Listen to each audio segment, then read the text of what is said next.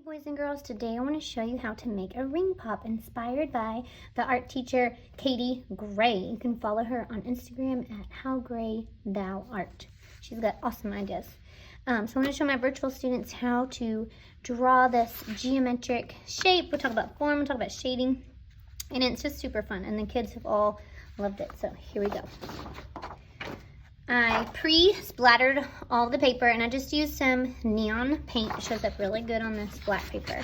And I have some paper ordered from School Specialty. I believe it is, I think it's Saks 140-pound like student grade watercolor paper.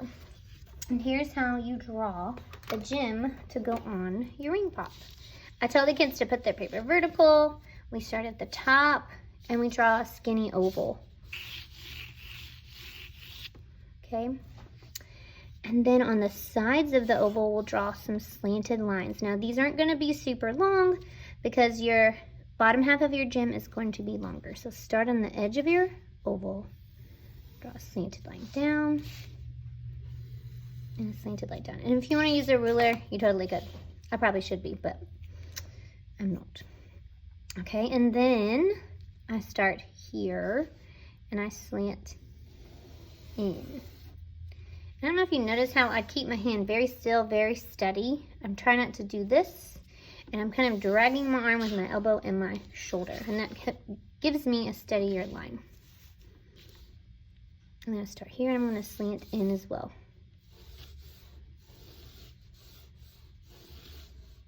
I don't want to make this super pointy at the bottom.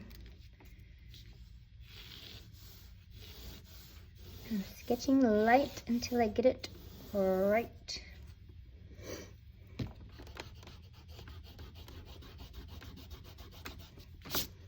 Everybody makes mistakes. Don't be scared to make mistakes. Nobody's perfect. And then I put a curved line on the bottom to finish it out. And we're going to cut this out, so it's okay if you get outside the lines or something. Now, for the part that really starts to make this look 3D are these lines that kind of separate the different facets of your gem. I tell the students to find the middle of their oval on the top, and on either side of the middle they're going to draw a slanted line, and this line has got to be longer than this one right here. It needs to be kind of slanted in the same direction. And then I go on the other side, draw a slanted line. It's a little bit longer than that one.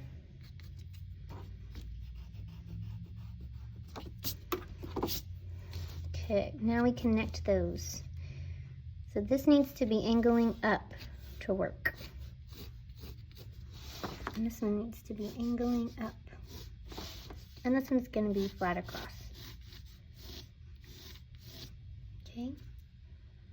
And then I'm going to take these 2 points and bring them down to the bottom of my ring pop gem.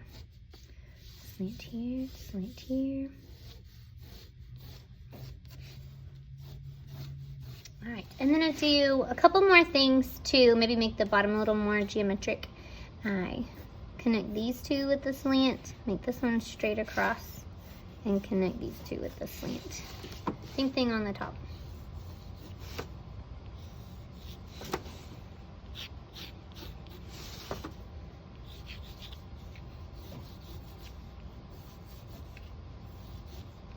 And then I trace everything with a metallic marker.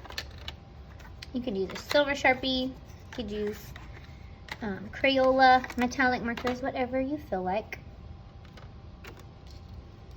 I think I'm going to use this gold one.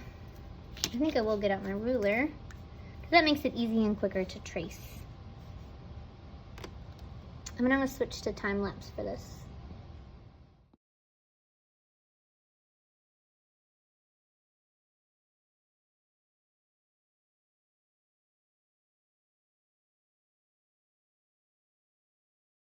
So once you have your gem traced with a metallic marker, then you can use some Crayola or whatever kind of markers you have and use analogous colors to color your gem.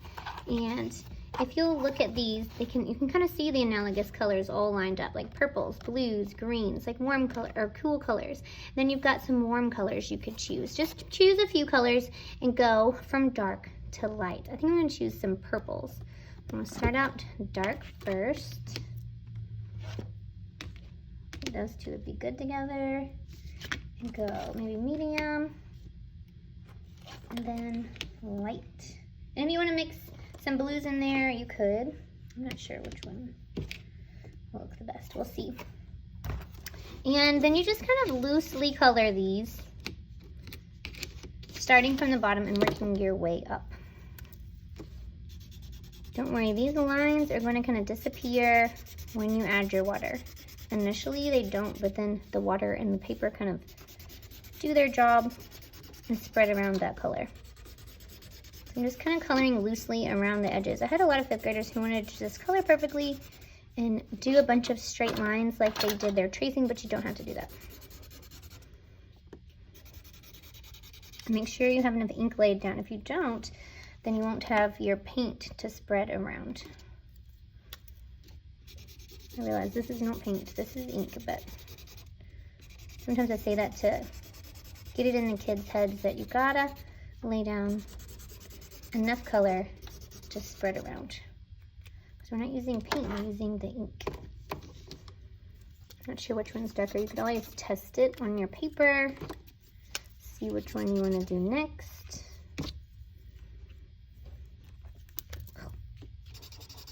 I think I'll save that for the top.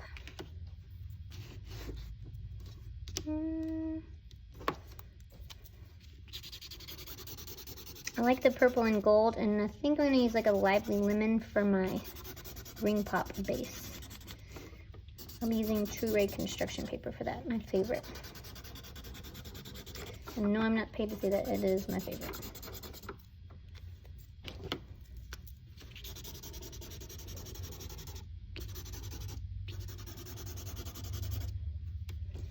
And I'm using the side of my marker to get lots of coverage. I had a few kids that try to color like this, and see how thin that line is? You really need to use the edge so you have plenty of coverage. I like this 100 variety pack because I can put it on a table and the whole table can share and use it, and there's plenty of colors to go around. Okay, so now I'm ready to do my water and my paintbrush. Here we go. And I'm just gonna do kind of a quick swipe. If it gets outside the lines, it's okay. Don't rub your paper to death, just let the water and the ink do its work. Like I said, at first you'll be able to see all those lines and then they will just kind of disappear. I thought I did it wrong the first time I did this. And then they just kind of faded away and it looks like watercolor. I'm using a lot of water. That's okay.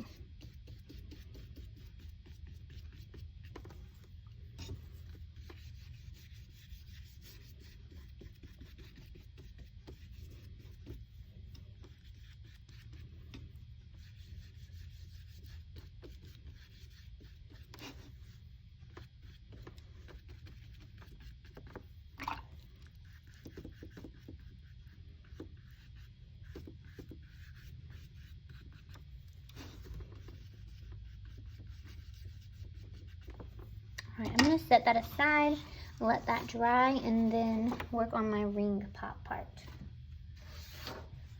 The ring part. So I tell the kids to turn their paper horizontal. It is bigger that way, it fits the gem better and looks better on the paper. But for videotaping purposes, I'm gonna have mine vertical. All right, so I start from one edge and I go all the way to the other edge in a curved line.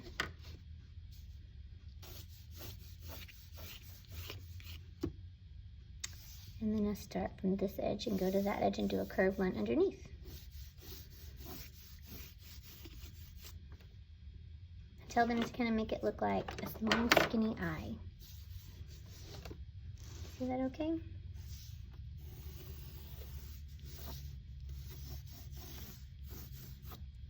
And then I come straight down from the edges, not too far,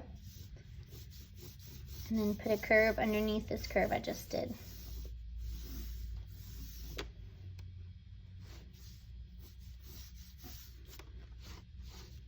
I tell them to picture the middle of your ring. That's where your finger would go.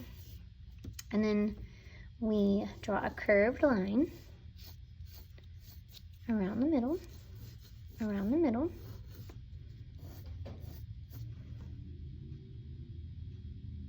And then we draw another curved line beside it. Try to get this even. And then I close it up. And I close it up. And I get them to trace that with a Sharpie, a black Sharpie. I feel like that one won't work.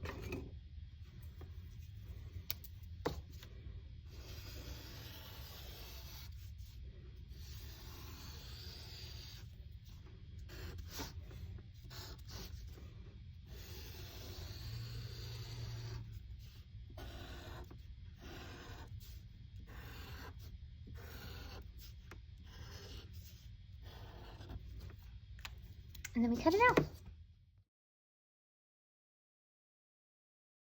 Here's my gem I just made just a couple minutes ago. I cut out my ring pop base, and it's still wet. It's still probably spreading, but you can already see that those lines are going away and it's leaving a neat finish to it. But I'm gonna go ahead and cut this out.